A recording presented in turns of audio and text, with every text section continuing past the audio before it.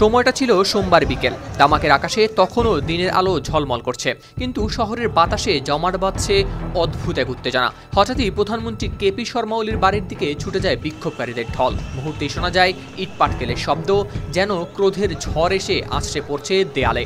Police প্রথমে চেষ্টা করে মানুষকে থামাতে, তবুও থামেনি জনতার গর্জন। এক পর্যায়ে পরিস্থিতি নিয়ন্ত্রণে আনতে পুলিশ গুলি ছুড়ে দেয় সতর্কবার্তা, তবু কমেনি উত্তেজনা। দামাক শহরের রাস্তায় টায়ারের আগুন ধরালে পূর্ব পশ্চিম মহাসড়কের ক্যাম্পাস গেট থেকে চিয়া দোকান পর্যন্ত ৩টি জায়গায় গড়ে ওঠে জ্বলন্ত ব্যারিকেড। অচল হয়ে যায় যান চলাচল, প্রায় আধ ঘন্টার জন্য থমকে যায় দামাকের জীবন। এর আগে দামাক পৌরসভার সামনে শুরু হয় তুমুল সংঘর্ষ। বিক্ষোভকারীরা আগুন ধরিয়ে দেয় বিভিন্ন স্থাপনায়। সেই উত্তাপ ছড়িয়ে পড়ে চারদিকে। পুলিশের সঙ্গে সংঘর্ষে আহত হয় অন্তত ১০ জন।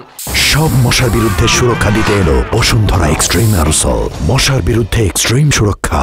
মানুষের কান্না, অ্যাম্বুলেন্সের সাইরেন, সব মিলিয়ে শহর যেন পরিণত হয় এক অদৃশ্য যুদ্ধক্ষেত্রে। নেপালি সংবাদ মাধ্যম দ্য কাঠমান্ডু পোস্টের প্রতিবেদনেও উঠে এসেছে সেই চিত্র। এদিকে সংঘর্ষ শুধু দামাকেই থেমে থাকেনি, পাশের বিরোধ মোড় এলাকাতেও ছড়িয়ে পড়ে পুলিশের গুলিবর্ষণের খবর। আতঙ্ক ছড়িয়ে পড়ে সাধারণ মানুষের মনে।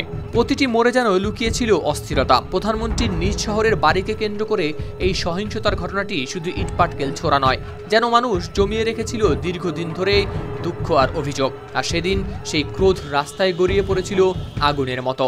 সামাজিক যোগাযোগ মাধ্যম বন্ধ করাকে কেন্দ্র করে চলমান এই রক্তক্ষয়ী বিক্ষোভে পুলিশের সঙ্গে সংঘর্ষে এখন পর্যন্ত দেশজুড়ে নিহত হয়েছেন অন্তত ১৯ জন বিক্ষোভকারী। কাঠমান্ডু উপত্যকা পুলিশের মুখপাত্র জানিয়েছেন, দুঃখজনকভাবে ১৯ জন মারা গিয়েছেন। তাছাড়া প্রায় ১০০ জন এখনও চিকিৎসাধীন, যাদের মধ্যে রয়েছেন ২ জন পুলিশ সদস্য।